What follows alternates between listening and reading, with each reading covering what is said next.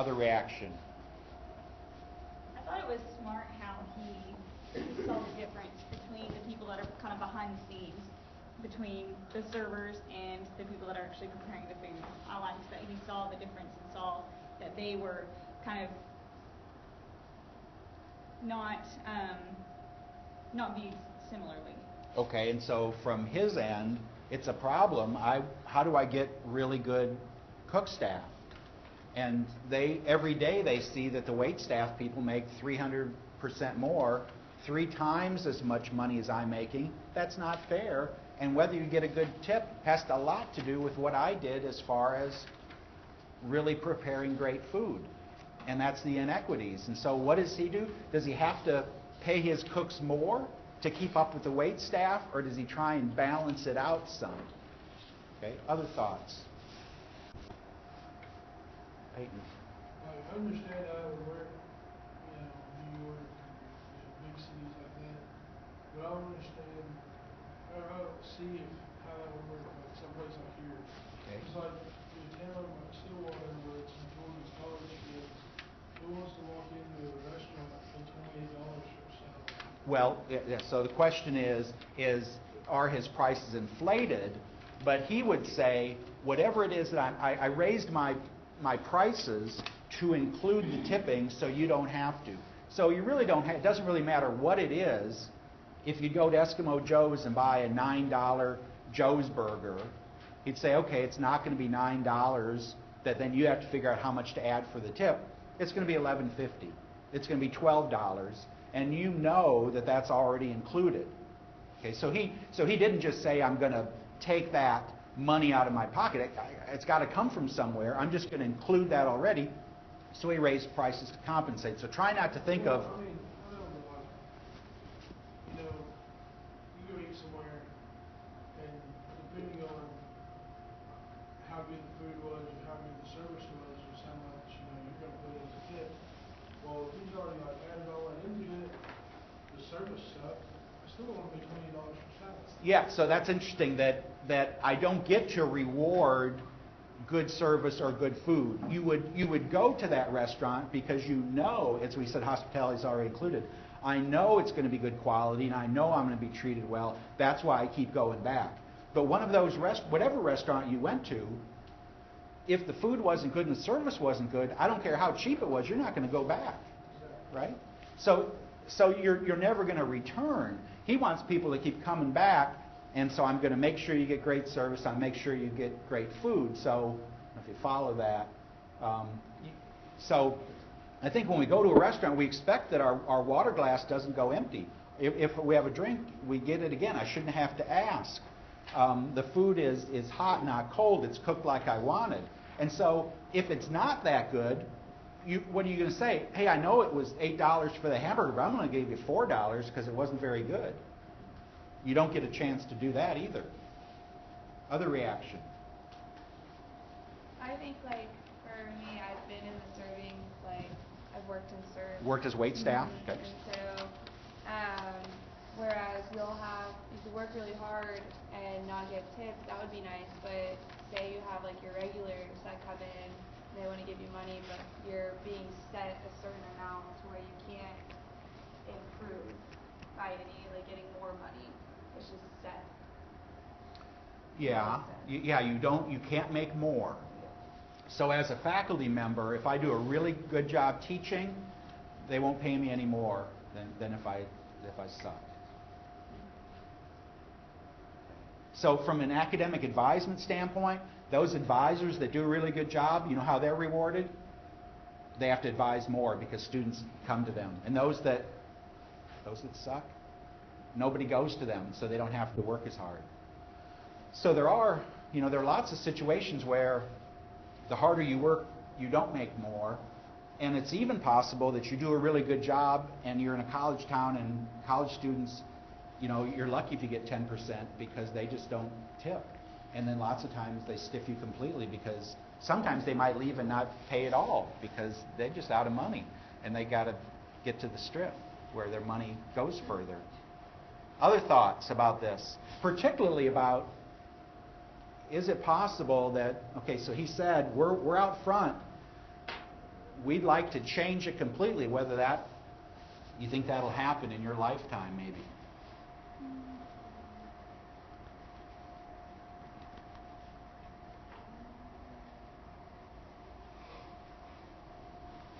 What will it take for this to take hold? You mentioned, a lot of you said, oh, all these people you tip, to where, no, you don't do that anymore.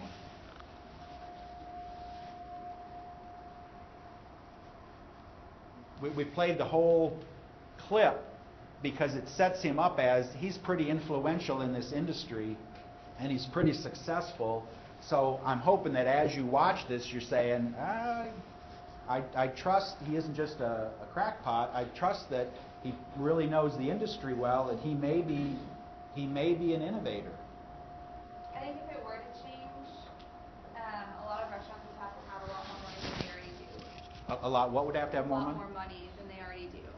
'Cause like Who would have to have a lot more money? the owner or Would have to make more? yeah, they'd have to have a lot more money because like they would have to. I guess even though like you're increasing the prices, but you still have so many people to pay and still have to buy the same amount of food that I don't know, like more money. Okay, let me ask you this. Does it bother you that the wait staff person might make 3 times as much as the person that prepared your meal? Just in general. Is that of any concern to you, Pam? Doesn't seem fair? In normal restaurants or in this case? Any restaurant. Now. Like Yeah. So you go to Eskimo Joe's, and the waitstaff person gets 15%, makes maybe 3 times as much, may take home $30 an hour, and the cook made $10 an hour. Is that of any concern to you? Most chefs have to go to school. Most chefs have to go to school? Lots are self-taught. My son Nate has worked in the restaurant industry. He started working out at Lucille's in Mulhall, washing dishes, and eventually they were backed up, and hey, I need you to prepare this steak, and eventually learn more and more. So some in really expensive restaurants, most have gone to culinary school, but probably not here. The kind of people he's hiring, who's been to Shake Shack? Yes. How many different things do they sell? No. Just a few. So we can teach you how to make these hamburgers. We teach anybody. You don't have to have gone to culinary school. You just have to have washed your hands. Pam. I think in order for this innovation to diffuse over most of the restaurants, it's going to take restaurants being able to pay their employees an equitable amount, be they wait or cook, chefs, and so the rate of pay is going to have to be. Okay, so they have to pay more, and they're going to have to may charge more, but maybe again in the end, maybe the bill that you pay is about the same. One thing that bothers me, so Penny and I will go out to eat someplace that's a little bit nicer, and maybe the bill is $50. Yes, a little bit nice, not really expensive. And so I'm supposed to, 15% or so. If I go someplace much cheaper and the bill is $17.50, the waitstaff person did the same kind of thing, but this person at this more expensive place gets a bunch more money. And why? Well, because I don't know why. Because they work at this place versus this place. Yeah, and they did the same exact thing. Well, I could give them 10%, but then that's that whole thing about how much you're supposed to be tipping, and whether I'd like to be known as the person that comes back that, hey, let's take care of him because I remember him, not the one that. Is it tip included, or is it tip and tax included in the No, just tip, obviously tax. But again, you don't have to. When you do the tax, is all computed for you. When they'll add 20%, you have a group of like 10 people, and they add 20% in, and sometimes think, man, that's a haul. And then I think, well, for an hour and a half, they didn't do anything except coming around making sure we're taken care of, if we really were taken care of. And this would just be the restaurant part. And so the big question is how could you get that, or what would it take for this to get going? We talked about the idea of hybrid corn. What the adoption was thought of as a snowball. It started small and then gained steam, and then eventually you won't be able to stop it. So you've got this guy, and he's got a bunch of restaurants. I don't think this would be feasible for like small restaurants, like mom and pop cafes and stuff. Same issue though, whether it would work for mom and pops. I got the same issues there. The cooks don't make near as much as the wait staff.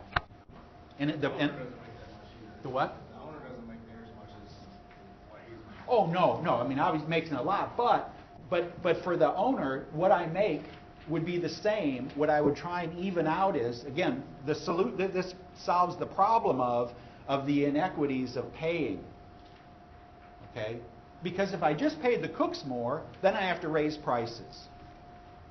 Okay? That doesn't help any, because the cook makes more, then I raise prices and it costs me more, and I might go out of business. He's trying to almost do a flat rate, isn't he? Because if you pay $20, well, if you know the tip's included and you know you're not going to do that, you know you're not going to have that addition, the addition will automatically go to the waitress. But if you take that factor out, then he can control, okay, this is where it goes to you, this is what goes to you.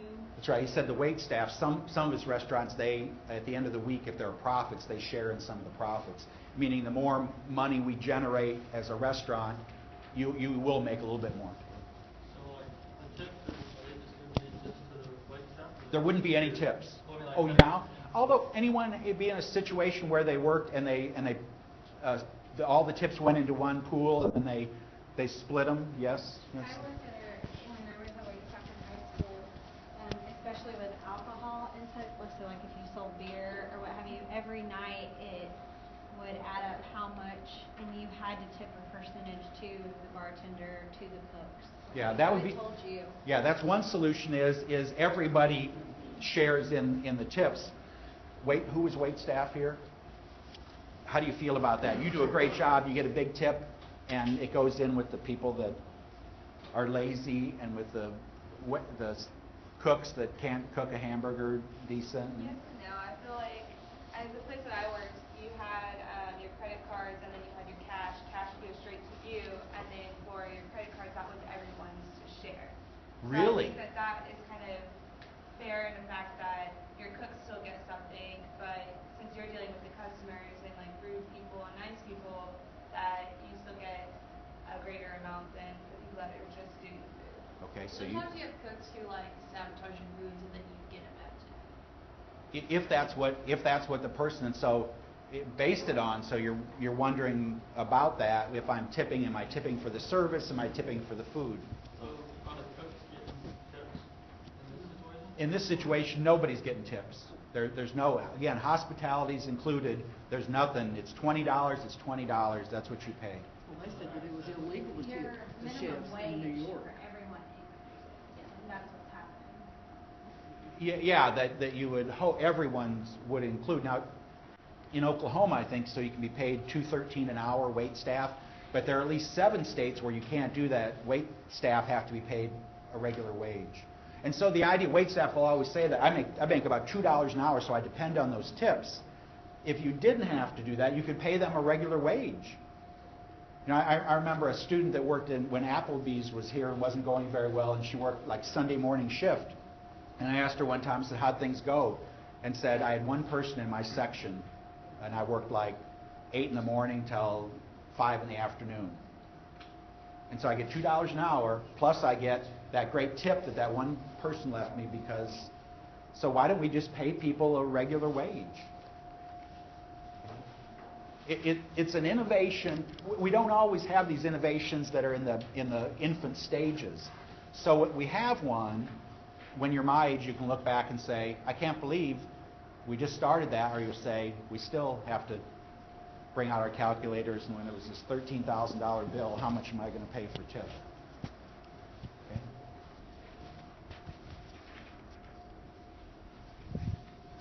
Okay.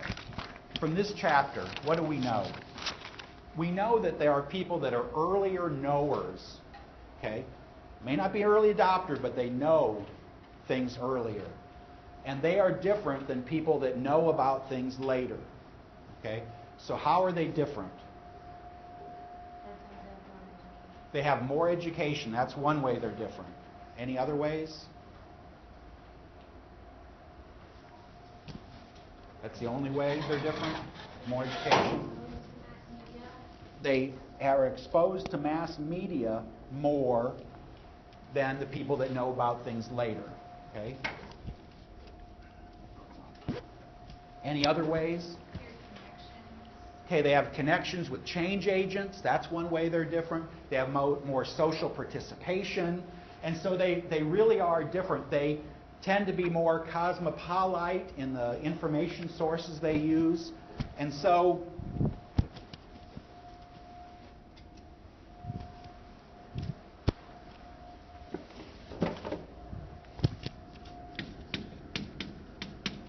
their information that they use is either local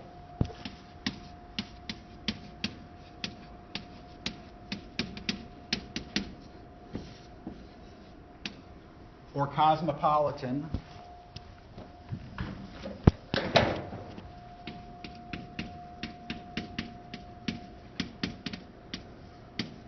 It's either interpersonal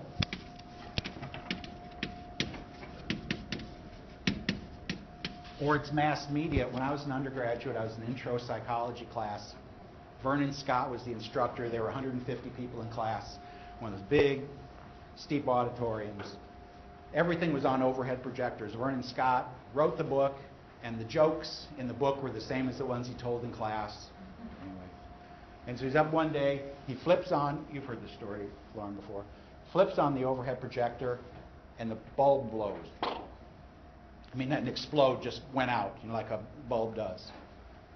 And he's got 3 or 4 TAs there, and he says to one, go down to the audiovisual room and tell them I blew a bulb here, and I need a bulb. And so he starts talking, and a student comes back, and an overhead projector bulb is in a little wrapper, because if you have the oil on your fingers touch it, it can cause it to explode. So he brings it in this little box, and it's in this little wrapper, and he hands it to Dr. Scott. And Dr. Scott looks at it and he said, what am I supposed to do with this? And he takes it and he throws it against the wall, and it shatters. And it's like a $20 bulb. And I'm sitting back there, and I'm thinking, man, one, this guy's a hothead. The other is, why did he do that? And I figured out really quickly he did it because he didn't know how to put it in the overhead projector to replace it. And I knew that because I'd just been in teacher education classes, and we just learned how to do that. And I thought, what an ass. And so these chairs really don't bother me. I'll just move them out of the way. It's not a problem for me. Okay. So you have, for your homework, you looked at some innovations. You looked either at spanking children, glyphosate, Roundup herbicide, being a vegetarian, renting a textbook, buying bottled water, recycling paper, playing the lottery, or wearing a cap. Okay? So let's take being a vegetarian.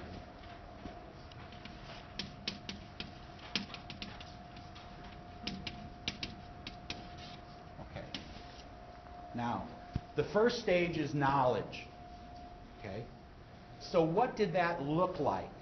Dusty, for you, what did knowledge look like for you? What did you say would happen in that knowledge phase? You didn't choose vegetarianism. Okay. So identify yourselves as those of you that picked being a vegetarian as one. Okay? Markel, what do you... What? Well, I think doctors said you can't consume certain different proteins, so you should try eating just nothing but veggies as far as comes off your diet. How did you find out about that you could be a vegetarian? Okay, pass. Like a story on the news about like the health benefits. Okay. Samantha says, I heard on the news about the health benefits of eating vegetables and not animal flesh. Okay? That we weren't made to do that. It's bad for you. You're going to die an early death, whatever. Okay? For you, was that local or cosmopolitan? Okay. Was it interpersonal or mass media? Okay. someone else that chose being a vegetarian, what did they put under the knowledge column? I said that, like, I learned from someone else that is vegetarian. Someone said, I'm a vegetarian and I'm okay. Okay? That could be interpersonal, and it certainly would be a lookalike, someone maybe that you knew. You didn't just, someone off the street says, hey, I don't think you should be eating that hamburger. Okay? Anyone else?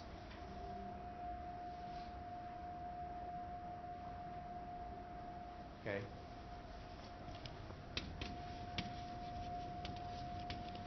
Using, Markel, does that make sense? That knowledge phase is simply where I heard about this. How did I become aware of it? Okay? Glyphosate, Roundup herbicide. Did anyone choose that?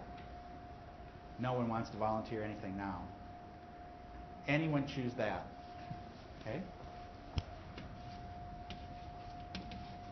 Wearing a cap. Where did you find out about wearing a cap? Local and interpersonal, right? Okay. Someone else. Seeing them being sold, or seeing an advertisement, or seeing somebody on the street wearing it. Okay, I saw someone on the street wearing a cap. Okay? Still interpersonal. Might be local depending on where they were from. Might be cosmopolitan. Okay. I don't even, Lauren, you may know the name of it. So what's the fluffy stocking hat that kind of comes out the back that hipsters wear that... A what? A beanie? No, it's not a beanie. It's even bigger. It's a...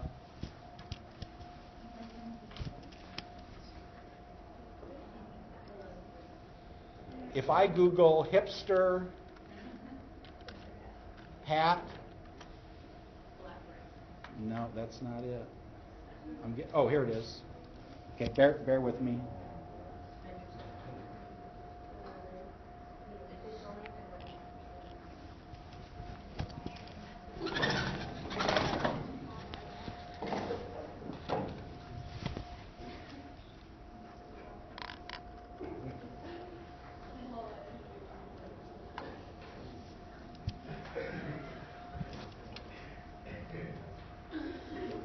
Sorry, I think it'll be worth it.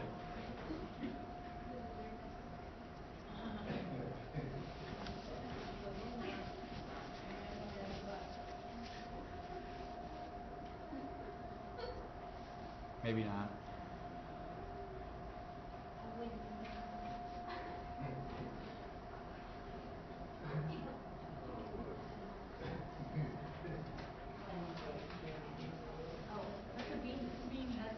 Is that what you call a beanie? Okay, but it's not the same kind that stocking cap. It's just more material. Yes, but it is different. So you see someone wearing one of these. Okay? Does anyone wear one of these? Then it would be an innovation for you to buy one. Okay? You see people wearing, they'll wear them in the summertime. It'll be 100 degrees and they're still wearing them. I don't understand. Okay?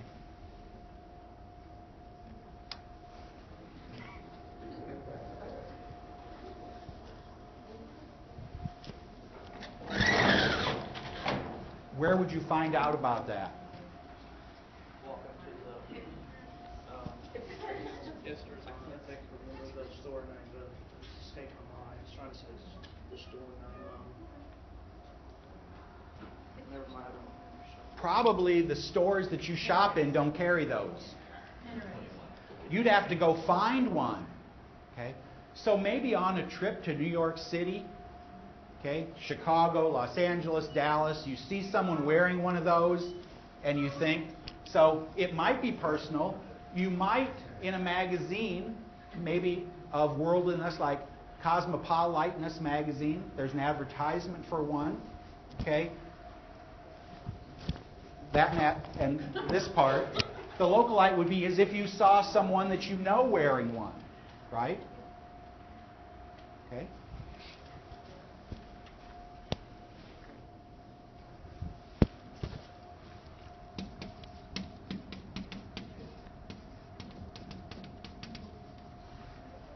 buying a bottle of water. Okay? In your lifetime, buying a bottle of water has become commonplace. Water was not available previously in vending machines, in convenience stores. Then decided that maybe people didn't want to buy pop or soda, whatever you want to call it, Coke. And water became available. So in terms of that, what would knowledge look like? It would be what? An advertisement on television for Aquafina, Fiji, any other, maybe lots of different ones. Okay, and now you can get water from the Dallas Municipal Water Supply just fine. It might be mass media. You might see it on television. You might have seen someone else do it. You might have traveled and seen people buying water, or again, you may have seen someone locally do that. Okay. What I want to try and paint is, at least at the knowledge phase, is when we see this part, okay, of earlier knowers. That's the knowledge part. Okay? I want to jump to confirmation, and we'll talk, for instance, about recycling paper. What did anyone say was confirmation on the other end for recycling paper? You continue to recycle. You continue doing that same practice. Okay, you start recycling, you decided you were going to do it, you save up your paper, you do it, and you keep doing it. Did anyone have any that they would discontinue recycling paper? You decide to recycle, you do it. What might get you to stop recycling paper? It's a hassle. More? No, talk more about what would be. I mean, that's just too vague for me. I have to separate my trash. Is that hassle enough? Okay, that's one. I have to separate my trash. I don't like to do that. I like to flush everything down the toilet. I'm sorry, I put it in one bin for the trash man to come get. Where to take it? Where would I take? What I recycle, I separate, and now I've got it stacked up in my living room or my garage. What do I do with it? So if there isn't any recycling facility available for me to take that bottle that needs to be recycled, I will quit doing it because I don't know what I'm going to do with it. Okay? My mother-in-law, Mick, had an entire bedroom that was filled with newspaper, not because she was recycling, but she hadn't gotten around to reading the paper. And the reason she hadn't gotten around to reading the paper, she was so busy, but it was so important for her to read the paper, was because she hated running into someone and they'd ask about someone and find out that so-and-so died. And so her objective was to go through all these papers and the obituaries so she knew who was dead and who wasn't dead, and she wouldn't be embarrassed when she asked somebody. One Christmas we just went and we took it all out in like a couple pickup trucks load and said, those people in the obituaries are all dead. Just assume people are dead. Okay. So again, confirmation can be I keep doing something or I stop doing something. Okay? So let's back up a little bit. The decision phase for renting a textbook. Is anyone renting the textbook for this class? George, what was the decision for renting first textbook you've ever rented? You've never rented a textbook before?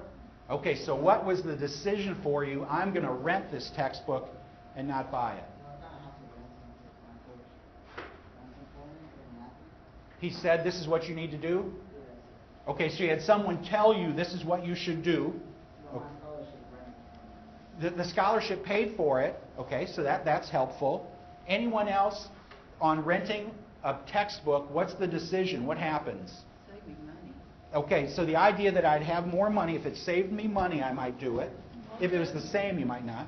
Also, you don't have to figure out if you're going to sell it back or if you're going to sell it to someone else or if you're just going to keep it. Okay, so making that decision, I decided. Did anyone say I intend to and then didn't do it?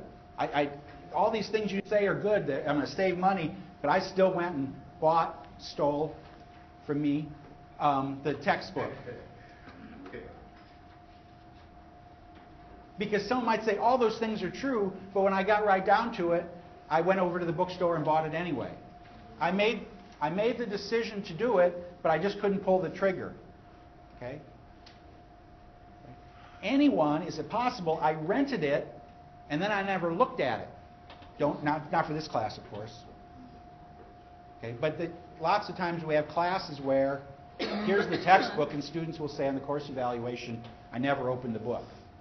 And so just like the gym membership, it's easy to go pay the membership, but it's hard to go. Okay? It's easy to buy the textbook, it's harder to open it up. Okay? Implementation. So if we followed through one that we haven't talked about, which is spanking children or not spanking children, okay, whichever. If you were spanked, the innovation would be not spanking. If you were not spanked, the innovation would be spanking. Okay, with me? Okay. So what would the knowledge phase be on either spanking or not spanking your children? And Pam, parent? Are you a parent? Okay, so we're going to leave you out of here because you got too much experience. For those of you that have not been a parent, imagine, okay, now I'm faced with that. So-and-so has done something bad.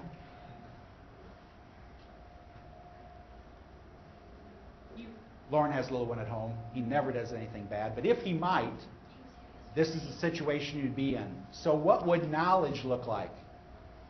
You were spanked as a child. Your parents used that technique on yourself. Okay, so if you were, the innovation is not spanking. If you were not spanked, the innovation is spanking. Followed with? If it's doing just what you did, it's not an innovation. Okay.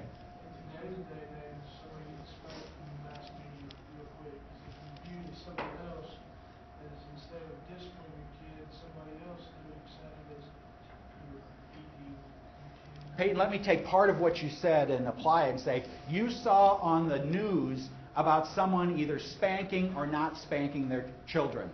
Fair? And that might be covered. Okay? Fair enough. Anybody else knowledge how you found out about the innovation, either doing it or not doing it?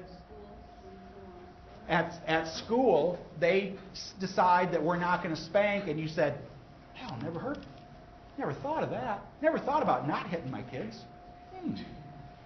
That's an idea. Maybe I won't do that. Excellent. Okay? I'm at the playground. Okay? Another one calls another kid name, and you see the dad go grab him and whack him on the butt. Never thought about that. Never thought about smacking him. Got him to stop. Maybe I should do that. You're in the grocery store. Kid throws a tantrum. Whack! Hey. They're still crying, but they're crying for a different reason. Okay. Second, persuasion. Persuasion is this next stage of what happened after you heard about it. The parent got investigated by DHS. Hey, maybe I don't want to do that. At school, the teacher's in jail. Maybe I shouldn't do that. Okay? Or, again, the kid quit doing this. Maybe that's pretty effective. Okay. The decision for you is lodged in your head. Next time, might try that. The implementation is I actually do it. Okay? Actually, when the child misbehaves, I decide time out. I decide stand in the corner. I decide I'm going to take your Nintendo away. Whatever. Again, the other side is I'm going to give you licks which sound much better than they actually are. Okay? The implementation part can be a problem. I remember my son Nate. I don't know what age he was, but he said, that didn't hurt. And I said, I'm not trying to hurt you. And he said, yes, you are. And I thought about, yeah, I think I was trying to hurt him, a little bit anyway. So that was the last time.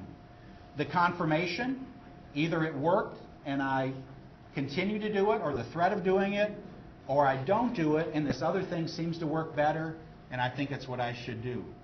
Okay? So I want you to be able to, in this innovation decision process, I want you to be able to follow any innovation. And the idea of the homework is to correct you if you don't have the right idea about what's supposed to happen there. Okay? So again, Markel, particularly the knowledge, how did you become aware of this innovation? Okay? And it might be mass media, it was from another person, it was a cosmopolitan source, or it was a localite source. If it's a person, it could be localite or cosmopolitan. depending on their worldliness. Okay? And your decision to do it might not be your own. Like, I have a friend whose parents just took in a foster child, and they were just telling me the other day that their parents are like legally not allowed to stay at that child because of the situation foster parents are. Is that thing that didn't bring you foster parents? Is that just like him not knowing, or is that thing? No, you can't. You can't. And the foster children that lived with us, they would say, "You can't hit me." And I'd say, "Yeah, I can, once." And then they're going to take you anyway. So, but and I will tell you one time. So one time, the 4 little girls had been with us. Oh, I don't know, a month. And one of them has the dog in the corner, smacking the dog, trying to get the dog to do something. And so I just come up behind her and I whacked her on the side of the head. She's right down like this. And so I just swatted her, like I would do with my child. And so she, this. And she said, "I'm going to call the sheriff." And so I went and got the phone book, found Payne County Sheriff, and I said, "Here it is, call him." And so she did. Payne County Sheriff comes out and proceeds to read the girls the riot act, that you're lucky, you're in a nice house like this, and you're doing that, I'd smack you too, which is not what he's supposed to say. But eventually it prompted a DHS investigation. DHS people come out, they interview you, and I told them, here's exactly what happened. And the DHS worker said to me, "I understand accidents happen." I said, "It wasn't an accident. I bopped her on the head." And I wish I hadn't, but it was instinctive. But these kids have been beat all their life. The last thing they need to do is to be smacked again. And so it did stop her from messing with the dog again. But you're right. Sometimes it isn't something that you have a decision. If you're a teacher, you might like to spank children, but there's a law that says, or a school policy that says we don't beat our kids. So take a few minutes and look at this article. It has to do with the innovation of a different way to kill rats. So take a few minutes. We'll come back to it. Have you seen this before? You'll have it.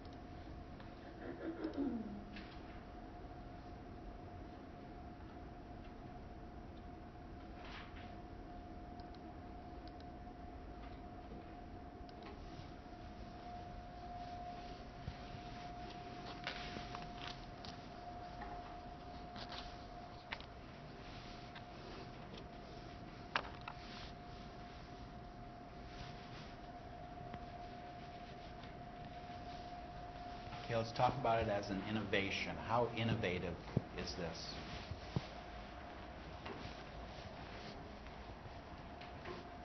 Ty, how innovative is it? Well, it also make more money, and it increases their life expectancy. Okay, so it has some real advantages. He quadrupled his salary. Just try and put that in perspective. I'm going to make whatever I'm making, I could make 4 times as much. My gosh. If I'm making $50,000, I'm going to make $200,000. That's huge. Okay. $20,000, $80,000. It's just incredible. Okay. Now, the innovation doesn't change. It doesn't take them out of their communities. It just makes what they do easier and healthier, right? Okay. What other thoughts do you have? Kind of interested, like, they eat rats. Yes, they eat rats. Good protein source. Doesn't really sound very good to you, right? They're the very lowest of the class system. Whatever grain are down in the burrows they collect, so they have that grain, and the rats they keep, so that's what they eat, the rats and the grain. Don't have any vegetarian rat catchers. Okay. Everyone doesn't have the same advantages we have. Everyone doesn't live like we live. Other thoughts?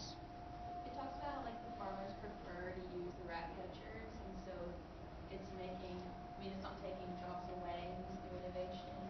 It's making it easier because you're still going to have a job to feed your family. That's really interesting. It's not like the mechanical tomato harvester. Yeah, no. We still, and my guess is there's plenty of rats. So even if you're catching 4 times as many, there's probably still plenty out there. So it seems like a win-win-win-win-win. No one's hurting from this. Excellent point.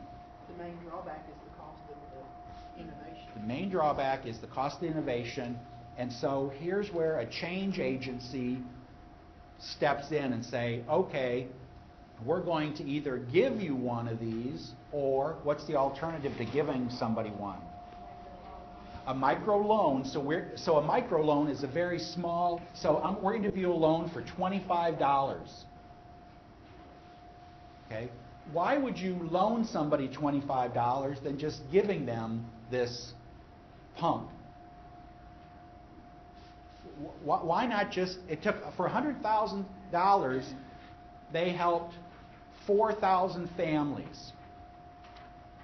Why don't we just do a collection around campus and send a bunch more money so we can buy a bunch of these and give to people? Why in the world would they do a micro loan instead of finding some do-gooding organization that would raise money and you could take your bursar bill, extra money, or what you spend on a Starbucks drink and donate it, and we could just give these to people? Well, some people, I mean, I don't know about them, but like some people don't like just taking stuff. They want to like work for it. Too much pride? Yeah. I have too much pride to take something, so that's one possibility, and they would want to work for whatever it is. Okay. Any other thoughts? Could it help to manage their money better? Well, I think that's a really good point, that if they would do this, you would save the money, and you have some reason to save, and you might really learn some money managing skills from this. Excellent point. Positive reinforcement going your way. Just the thought that giving people things maybe doesn't work. You appreciate it more. Right. You appreciate it more. And again, told the story of the little girls at Ripley saying, why don't they just give stuff? And I said, every day they give you a free lunch and you throw half it in the garbage. Okay. We give you free stuff. You're just given stuff. It doesn't mean the same thing as if you earned it, which is what I told all my family members who are wanting their parents to pay for their college education. If you have to work for it, those of you that are working, that it means something more. Other thoughts about this case?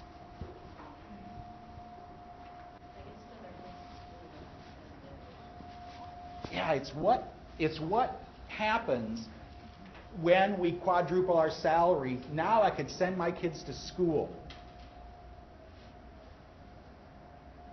About 15 years ago, I spent some time in Ethiopia, and at that time I was with a project at Langston University, and they were trying to get women to raise goats. And the reason they were trying to get women to raise goats is in their society, men were responsible for everything. Men owned cattle, but men didn't care about goats. And so it was okay for the women to do all the work, okay? And it's okay if they have goats because the men didn't want anything to do with goats. And I asked in one of the tribes when we were there, I said, have you ever thought of children owning anything? And I know where you're thinking is, oh, like 4-H and FFA, where kids have a project. The same idea. How about if some kids own some goats? And then, Dusty, like you're saying, money management would develop some entrepreneurial spirit, all those good things that go with you. And the one elder in the family, he said, well, that would be fine. And then if they needed books for school, I could sell them and take the money and pay for the books. And I was thinking, no, that's not what I was thinking. I was thinking the kids would have the money and they could, blah, blah, but it was too much of an innovation for him. In this case, they took $100,000, which is nothing in American terms. And they were able to benefit 4,000 families. Okay? And after we have that innovation going, then people might be interested in getting this microloan, okay, if they had seen and heard about this. So this first one, this knowledge phase, this non-government organization, this NGO, kind of helped that by putting that out. These poor rat-catching farmers probably don't have much access to mass media, and they're not very cosmopolitan. And so if we put some of these smoke pumps into some villages, they will talk to other people, and they tend to be localites. We'll try and make them aware of this innovation, and then maybe, if we have this mechanism in place, okay, we could help them. And then after that, they'd have enough money and they could buy their own cell phone. And so when they're catching rats, they'd be able to text each other. Maybe, I don't know. Okay. Earlier knowers. They're different. In this next chapter, we're going to talk about not the people, but we're going to talk about the innovations. So far, this chapter is all about the people part.